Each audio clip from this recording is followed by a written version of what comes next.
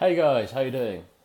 Me again. I just wanted to actually answer a question that was been asked the other day, and that is, can we generate leads and can we work with any business? And I suppose the answer is yes and no. Uh, I'll start off with a no. The no is actually quite a simple one. There's not many that we can't do. It's more a matter of if the business is so niche that it may become difficult to find a appropriate person that we can speak to and create actually an audience big enough for it to be worth it. Um, Say you were trying to speak to, I don't know, for example, the CEO of South African diamond mine owners. That's probably going to be so niche, so small, and a very hard inbox to get into. So for companies like that, it's obviously going to be really difficult. Obviously, that's just a sample off the top of my head, but you get the picture. The yes side of it is actually split into two. If you're in the B2B sector, whether you're a waste management company or you're a business insurance company, obviously you're B2B and you're generating leads that has to be within other businesses. Now the best way to approach this is via cold outreach lead generation or cold outreach emails.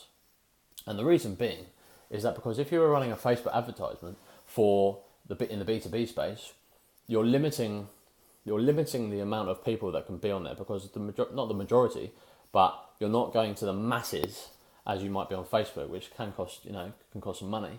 So you don't want to be putting it out there to only getting a small piece of the pie. Whereas if in the B2B space, you've got quite free reign within the GDPR rules to go and prospect and cold email professional business emails. You can't do it obviously in the B2C space, again due to GDPR. You can't go and target and cold email people unless you have their permission. So the B2B, that's why that fits into that really nicely. Again, most of the B2B space, we can go send out an email campaign, get that sorted, start prospecting them, and as long as there's a big enough audience, which to be honest, most businesses there's a huge audience, and we need to obviously then work out the target audience, and whether that's sometimes approaching the CEO is not the relevant or the appropriate person to be contacting. If you're trying to speak to, I don't know, let's say you're trying to help a digital marketing company get more sales, you're probably not. If you want to go for a company that's got a headcount of larger than 100, you're probably not going to be speaking to the CEO, because they probably don't have the time, or they've delegated that responsibility to the head of marketing. So you want to be speaking to the appropriate person there. Working with a guy at the moment who's a fibre optic manufacturer, and there are some CEOs that we've got in there, but they're targeting data centers. So we're not going to be. These have got hundreds of people in them, so we can't be speaking to just CEOs. We need to be speaking to chief network engineers, whoever's in charge, and that obviously takes some sort of split testing to find out who's the most important.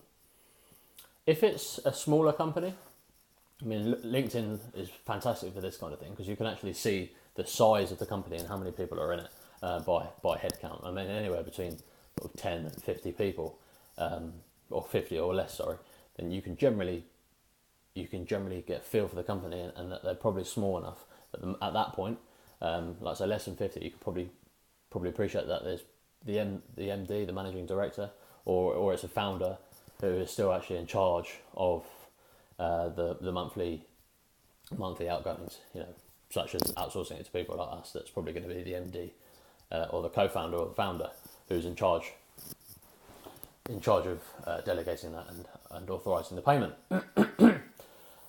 So, like I say, if you're going for a smaller company, actually, then yes, we are actually targeting the owner of the company. It's all about the authority. We need to be speaking to the key decision makers. So that's email lead generation aside. Can we run business and can we generate business for gyms, private dentists, list really go on, insurance companies?